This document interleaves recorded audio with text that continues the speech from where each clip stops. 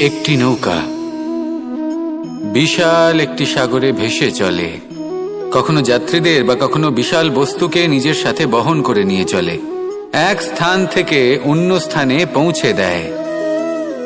এই নৌকা কখনো সাগরে আটকে পড়ে বা কখনো ডুবে যেতেও পারে, কিন্তু এই নৌকা তখন ডুবে যায় না যখন এর আশেপাশে অধিক মাত্রায় জল থাকে। এটা তখন ডুবে যায় যখন ও নিজের আশেপাশের থাকা জলকে নিজের ভেতরে প্রবেশ করতে দেয়।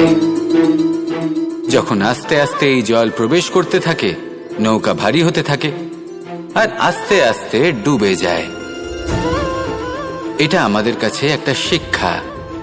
হতেই পারে আমাদের এই সংসারে, আমাদের জীবনে আশেপাশে অনেক বেশি মাত্রায় নেতিবাচক শক্তি থাকবে, ঈর্ষা থাকবে, বিদ্বেষ, ঘৃণা বা ভয় থাকবে।